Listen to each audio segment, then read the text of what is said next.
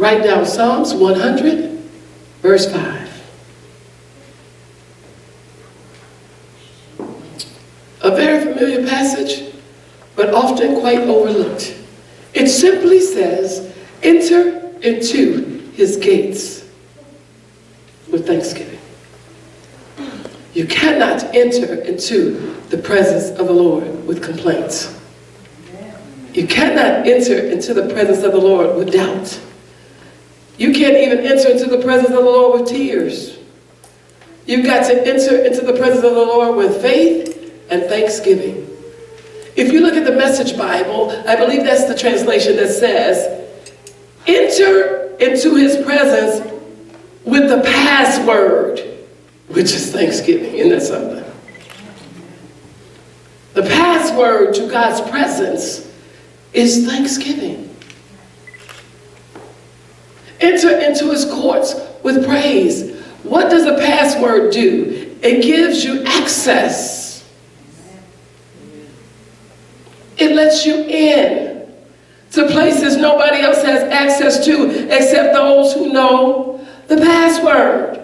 He said, enter into my gates with thanksgiving and enter my courts with praise. If you want to enter into the gates of the Lord, you got to be thankful. If you want to go higher in him, in his courts, you got to praise him. It's not a negotiable. Not praising God keeps you on the outside. You will never understand the things of God from the outside. You will never comprehend who God is or understand a praiser's walk from the outside. Come on, somebody.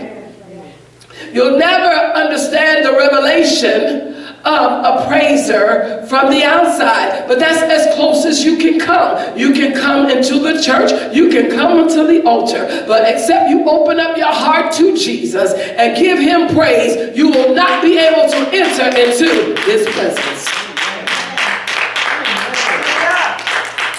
His presence requires a password. Yes, it does. And the password is thanks. And why did God make a password to enter into his presence? Because he knew he could separate the sheep from the goats there. Because the honorary, they won't say thank you. Come on, somebody. The selfish are not going to say thank you. Come on, somebody. The entitled are not going to say thank you. Pride keeps them from saying thank you. So anybody that says thank you, he knows they're ready. Come on, somebody. Anybody that says thank you, he knows they're broken. Anybody that says thank you, he knows they understand who he is. He's not competing with anybody that he made. Thanksgiving and praise gives us access into God's presence. If you want God to move for you, enter into his presence. If you need to enter into his presence, you need the password. And it's thanksgiving. It's giving thanks. It's praising him. It's blessing his name. It's not telling him, why me? Come on, somebody. That doesn't give us access. It's not telling him, I don't understand. That doesn't give us access. Come on, somebody. It doesn't give us access to say, I've been here waiting on God a long time. That's not what moves God.